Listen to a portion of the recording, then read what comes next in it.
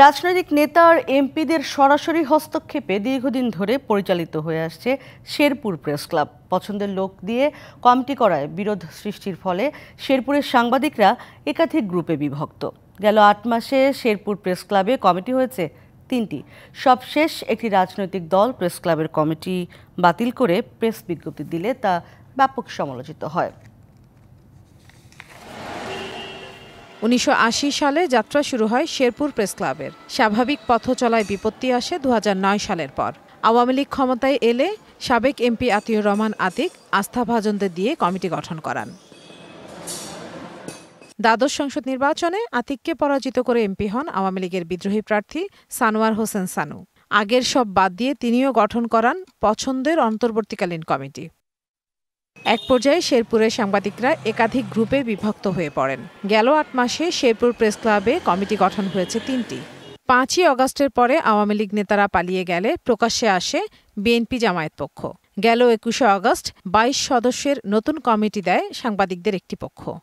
ঢালাইয়ে দৃঢ়তা, নির্মাণে নিশ্চয়তা, প্রিমিয়ার সিমেন্ট, ঢালাইয়ের রাজা। এই কমিটি জেলা বিএনপির নাম ভাঙিয়ে করা হয়েছে বলে অভিযোগ তোলে আরেক পক্ষ। এ নিয়ে কেন্দ্রীয় পর্যায়ে চিঠি দিয়ে প্রতিবাদও জানান তারা।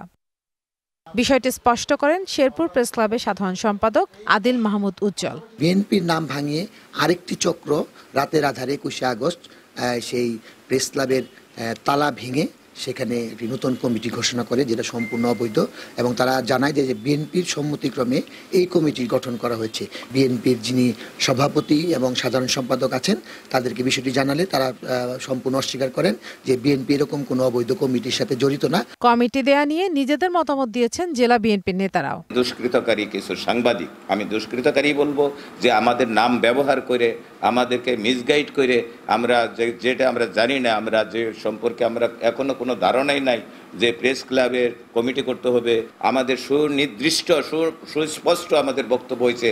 এখন আমরা কোনো দলীয়করণ কোনো কিছু করব না। আমরা এই উদ্ভূত পরিস্থিতি আইন শৃঙ্খলা রক্ষা করা এবং সংঘর্ষ এড়ানোর স্বার্থে নিয়মের বাইরে গিয়েও আমরা প্যাডে প্রেসিডেন্ট সেক্রেটারি স্বাক্ষর করে আমরা ঘোষণা দেই যে এই কমিটির সম্পর্কে আমরা অবগত নই। সাংবাদিকদের একাধিক গ্রুপিংয়ের কারণে বর্তমানে শেরপুর প্রেস ক্লাব তালাবদ্ধ রয়েছে। DBC news desk.